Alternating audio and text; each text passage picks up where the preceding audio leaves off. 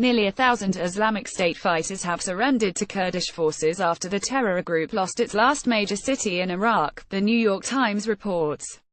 Many of the dejected fighters reportedly have soiled themselves and await interrogation and trial by Kurdish authorities. The mass surrender of the terrorist group is particularly unusual for ISIS, who've made a point of fighting to the very last man.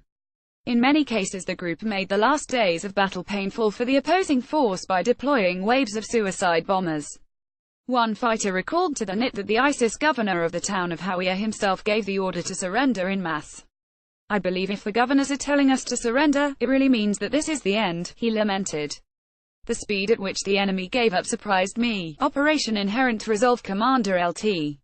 Gen. Paul Funk told USA Today after the battle. "Their leaders are abandoning them."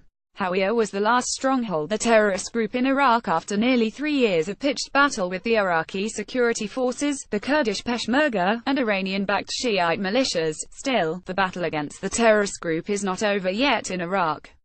Operation Inherent Resolve noted Thursday that the Iraqi security forces are concurrently conducting operations in western Anbar province and have already secured the towns of Anna, Rayhana, and Akashat.